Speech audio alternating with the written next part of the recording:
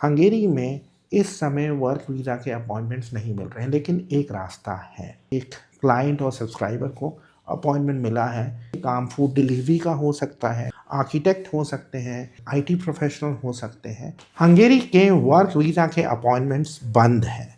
अब देखिए, work visa को आमतौर पे हम बोलते हैं residence permit for the purpose of employment.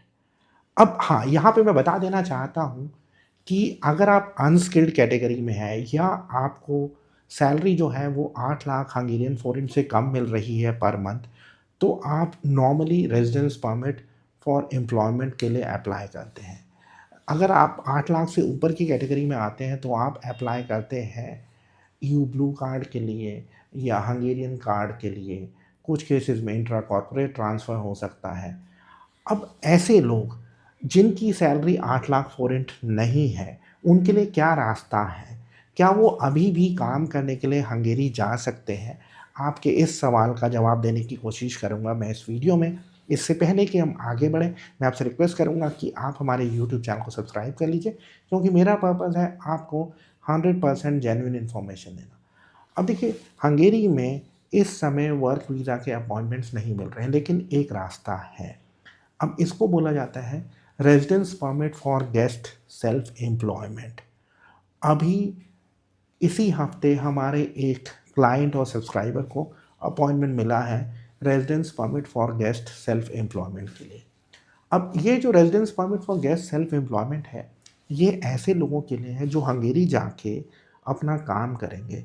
यानी ये किसी एम्प्लॉयर के लिए काम नहीं करेंगे, ये कोई अपना काम करेंगे। अब ये काम फूड डिलीवरी का हो सकता है, ये लोग आर्किटेक्ट हो सकते हैं, ये लोग आईटी प्रोफेशनल हो सकते हैं।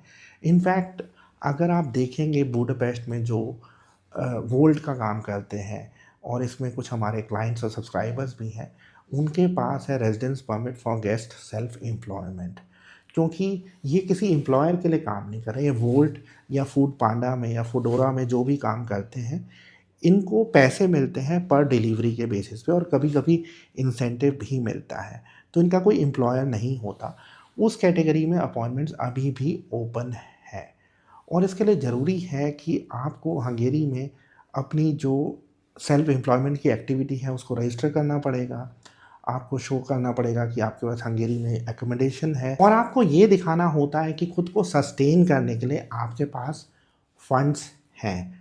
अब ये जो वीज़ा होता है, ये आपको डी वीज़ा मिलता है, और इसके बेसिस पे आप हंगेरी जाते हैं, और हंगेरी जाने के बाद आपको टीआरसी जो मिलती है वो 1 साल की होती है। आपकी टीआरसी आपको मिलती है residence permit for guest self employment के बेसिस पे, और जब ये रिन्यू होती है तो ये आपको 2 साल की मिलती है।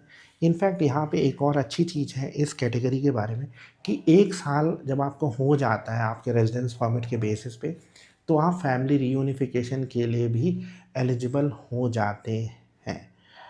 तो अब क्या सक्सेस रेट है ये सब कहना मुश्किल है, क्योंकि ये कैटेगरी पिछले साल ही इंट्रोड्यूस हुई है। लेकिन इस कैटेगरी में ऑलरेडी मैं आपको बता चुका हूँ कि बहुत सारे लोग वोल्ट में और सेल्फ एम्प्लॉयमेंट के बहुत सारे काम कर रहे हैं।